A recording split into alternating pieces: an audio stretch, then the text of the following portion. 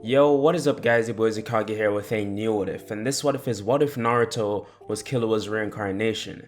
So the title is Reincarnation, but this will be more of what if he had his powers, and I'm giving Naruto a similar backstory to Killua. And like usual, Discord link and a link to some fire anime merch in the description. Now with that said, let's just get right into the what if.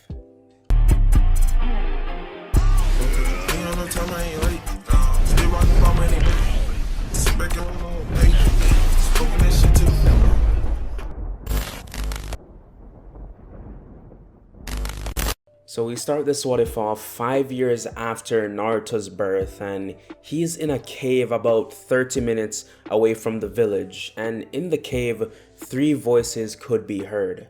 One of them said, "That kid sure put up a fight, huh?" And the other guy said, "Yeah, but we finally got him tied up." And he turned around to their leader and asked, "So what's next?" And this one of the 3 was actually a ninja, and he said, "Don't worry, son, we'll get our revenge for your mother soon enough." And all 3 men turned to Naruto, who was tied up, and the ninja there said, "Back up, you 2, let's have some fun first." And he started weaving hand signs and said, "Electric floor." And the entire floor was electrified, and Naruto screamed in pain, but his screams wouldn't go far. And after this, the other 2 said, "Don't have all the fun," and started curb stomping Naruto. But one of them was a bit hesitant whenever he was attacking Naruto. You see, all 3 of the men were related. 2 were father and son, and the other one was the ninja's brother. And apart from that, they had no other family members. So once the father saw that his brother was taking it easy on Naruto, he walked up to him and grabbed him and went off to the side and said, "What are you doing? Why are you going easy on the kid? He's the one that killed my wife, or sister, or entire family. We're the only ones left, and the killer is right in front of you, and you want to take it easy on him?" The father's brother stayed silent, but after a few seconds said, "No, let's show that kid the pain he caused us." And he's like, "That's what I like to hear." So they both walked back to Naruto, and under his breath the brother just said, "I'm sorry," before stomping on Naruto even more. So after a few minutes of this, he passed out, only being alive due to Kurama's chakra. So we switch to Naruto's perspective, and it's 2 days later, and Naruto woke up and he doesn't know what time of day it is since they closed up the opening to the cave before they left. And Naruto can just hear his stomach growling. But after 5 hours of just being in complete darkness, Naruto heard something else. It was something or someone coming towards the cave. He heard footsteps stop nearby the cave and heard someone say, "This squad check up north, everyone else come with me." So Naruto, he tried screaming to get their attention, but his voice was really low. He hadn't eaten or drank anything for the past 2 days. And Naruto thought to himself, "What did I ever do to deserve this?" And he fell asleep soon after. Naruto woke up to a shock as the 2 villagers and Chunin were back, and he said, "Eat up, we can't have you dying." And he threw a bowl of rice at Naruto and spilled some water on the floor, and like a pig, Naruto ate it all up. And the guy smirked, and the 3 turned to leave again and said, "Hopefully that poison puts you out of your misery." But Naruto wasn't even focused on what he just said. He just kept picking up every single grain of rice off the ground, trying to suck up all the water before it dries up. So back in the village, things were just as usual. Most didn't even realize Naruto was gone, except Hiruzen, who had already sent out multiple search parties to look for Naruto.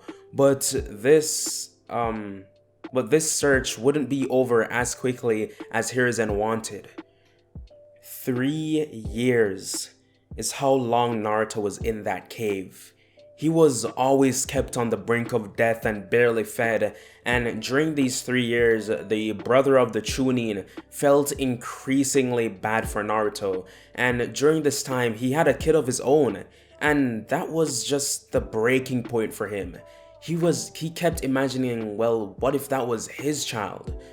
So he requested to speak with Hiruzen personally, and Hiruzen didn't take much visitors, especially after failing to find Naruto, but this villager claimed to know where Naruto was, so it was a long shot, but he accepted the villager's request.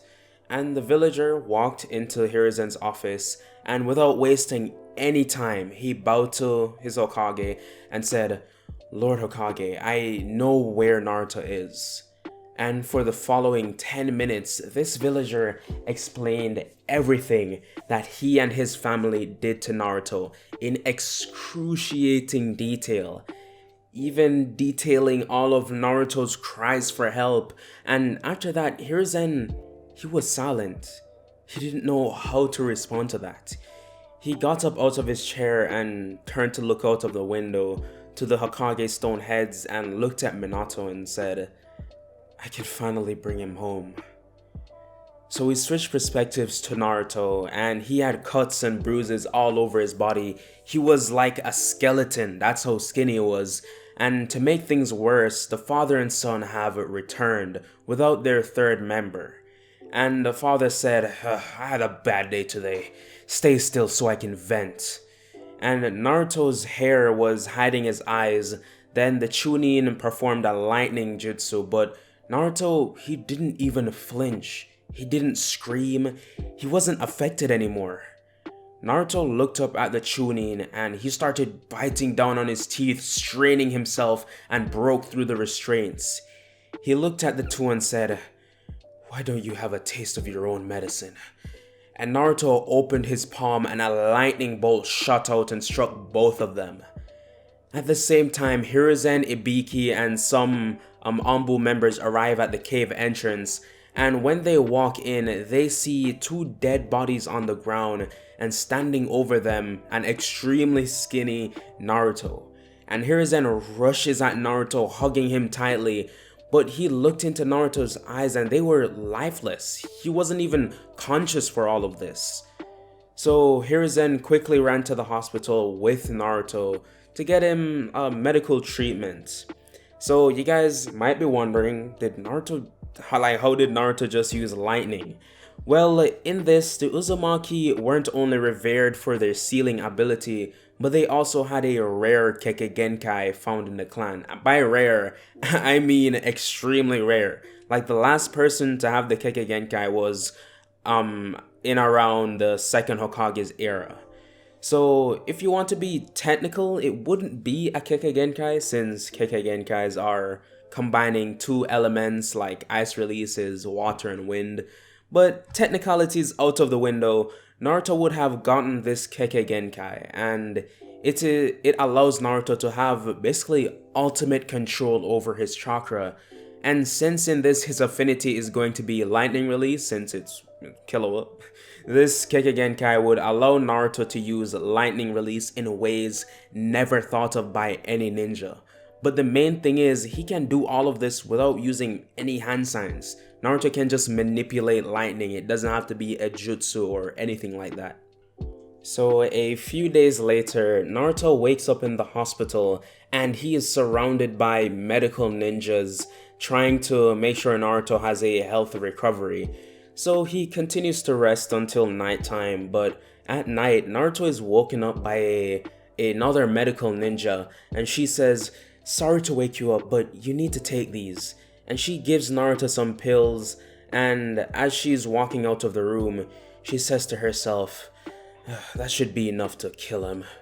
So she had Naruto take poison, but almost every meal Naruto ate in the cave had some sort of poison in it, and because of this, most poisons just don't work on Naruto. It would have to be really technical, so all of the common stuff just doesn't work.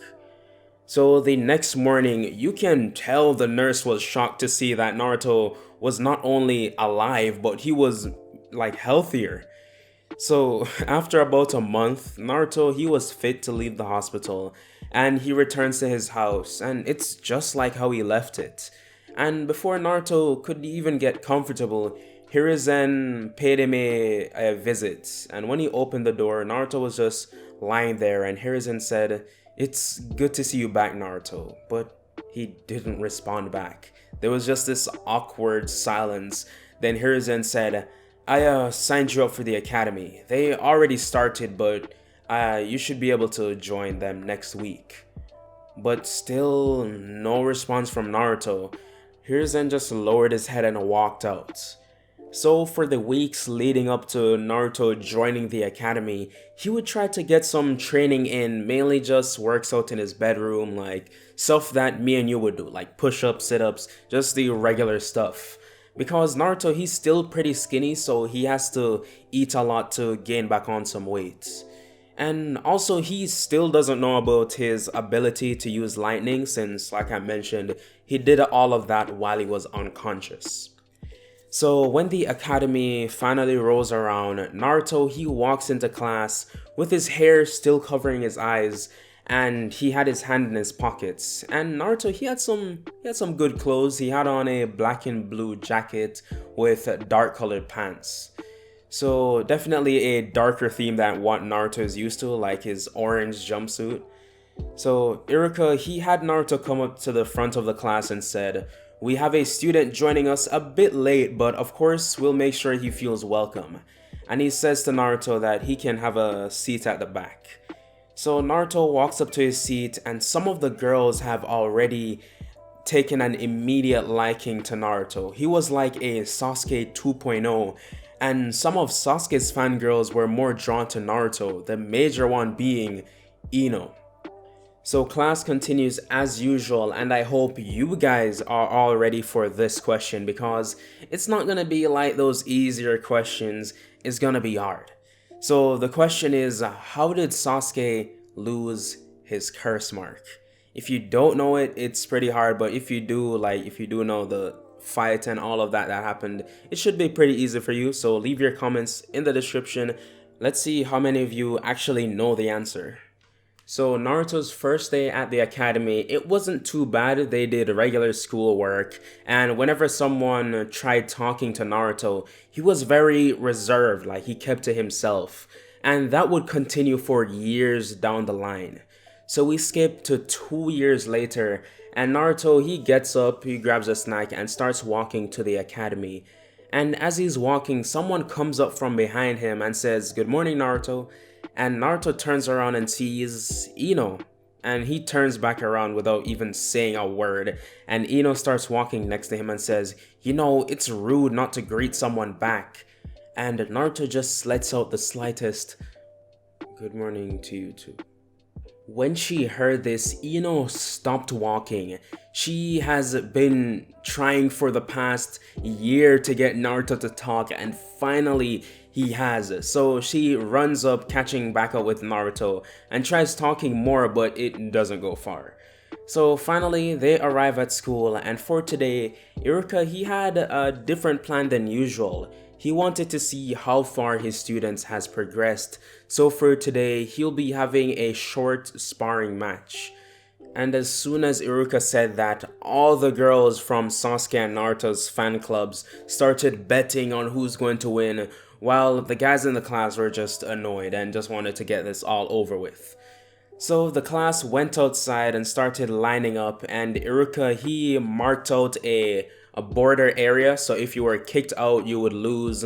So it's either you beat the person or you get pushed out of the border. So Iruka started randomly pairing up students, and Naruto and Sasuke were paired together. And Iruka, he actually did that intentionally because he personally wanted to see who was the strongest of the two. And all of the fangirls were ready for this fight. They were ready to defend Naruto or Sasuke. So before Naruto and Sasuke, there would be some background characters who went, and then Shikamaru and Kiba and Choji and Shino, and then finally it would come up to Naruto and Sasuke. So they both enter the border area, and Naruto looks at Sasuke with just a blank, emotionless expression. And then Iruka said, "Begin." And with that, Sasuke ran at Naruto, and to Naruto's surprise, he was pretty fast. But Naruto remained calm and blocked all of Sasuke's taijutsu attacks. Then Naruto punched Sasuke in the chest, sending him stumbling back, and Naruto jumped in the air ready to land the final blow, but Sasuke dodged and weaved hand signs for fire style, fireball jutsu, and Naruto was right in front of Sasuke, so it wasn't going to miss. This is going to end the fight. Naruto, seeing this fireball, he extended his hands out of instinct, trying to do something to stop it. But lightning shot out of Naruto's hands, and when the two elements clashed, it made a massive explosion, sending both Naruto and Sasuke out of bounds.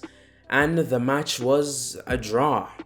Naruto, he was half knocked out, but Ino and some other girls ran up to Naruto and helped him up and asked if he was okay. Naruto, he nodded and said, "Yeah, I'm fine." But they made sure to bring him to the medical ninja for the school to just make sure that he was okay. So everyone else went, they had their sparring matches, and after that they had a break and just continued doing regular school subjects.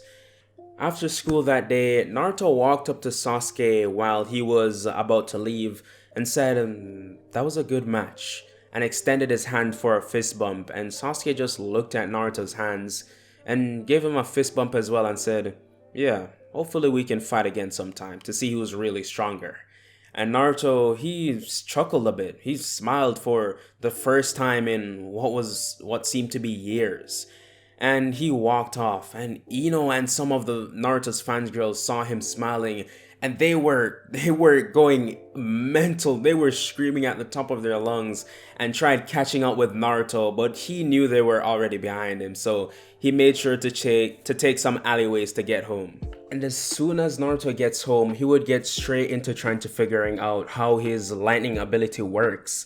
So for the next 3 years, that's exactly what Naruto does. Naruto, he would go to the training grounds on a daily basis, trying to use this lightning ability of his again. And when he finally figures it out, Naruto, he realizes how OP this can be, because Naruto, basically at any of his chakra points, he can release chakra and turn it into lightning. So, well, as I said when I was explaining it, Naruto, he has the ultimate control over his own chakra, and combined with his elemental affinity, which is lightning, it is just absurd how powerful Naruto is capable of being. And the main weakness for this Kekkei Genkai, especially if you had lightning, is that it would shock the user. But due to Naruto's almost complete immunity to lightning, now it just doesn't affect him. But I don't want to explain everything Naruto has learned, because we'll get into that in his fight with Sasuke, which is right around the corner. So Sasuke, during all of this, wasn't slacking in his training either, because Sasuke, he had the entire Uchiha library of fire style jutsu, and drawing with Naruto, this really gave him the drive to want to learn more jutsus to just become stronger and eventually completing his goal of killing Itachi. So finally, we're at the graduation exam, and the atmosphere is pretty heavy because there is a huge fight going between both of Naruto and Sasuke's fan clubs, because they want either whoever they're supporting, Naruto or Sasuke, they want them to come first in all of this, just for bragging rights basically. They aren't actually gaining anything from it. So soon enough, Iruka, he arrives to class with a massive stack of papers, and this will be the written portion of the test. So he begins handing out the papers, and after he finishes that, he gives everyone an hour and a half for time, and then he begins. And for Naruto, the test really isn't that hard. He's been studying, and even without studying, Naruto can pick up on certain things quickly. So after the time limit is up, everyone hands their papers to the person in front of them, and it gets to the front of the row, and then Iruka collects all of them. So next will be the physical portion, which they have to move outside for. And finally, Sasuke will be getting his rematch. But before that, Iruka, he would have some other events like kunai and shuriken accuracy training and trying to dodge obstacles and jumping from branch to branch, making sure that you don't fall. Basically the essentials that a ninja would need in a mission. So after completing all of that, finally it comes to the sparring matches. And everyone starts cheering for the prospective person they're supporting. And the Iruka, he's keeping the same pairings as he did 3 years ago. So before Naruto and Sasuke, of course, you have some of the filler matches, which are just some fodder background characters, and then some more substantial characters like Shikamaru, Choji, Kiba. They all fight. And then a crowd starts to gather at the fence, trying to watch and see who's gonna win. Because in this, Naruto, he isn't as hated because Naruto, he doesn't play pranks or anything like that. So some villagers have come around just to accept Naruto. He isn't interfering with their life in any way. It's obviously just a kid. So a lot of villagers just don't, they don't like Naruto, but they don't dislike Naruto, if that makes sense. So finally, the long-awaited rematch of Naruto and Sasuke is underway. Who would win? Well, find out next time, because that is where I'm gonna be leaving this one off. I'm sorry, like even this cliffhanger is a bit too much for me. But yeah, don't worry, I'm gonna try to get part 2 out really quickly just for you guys. But with that said, if you like the video, like, and if you like my content in general, consider subscribing, and yeah. I'll see you guys in the next What If. And remember, like and subscribe.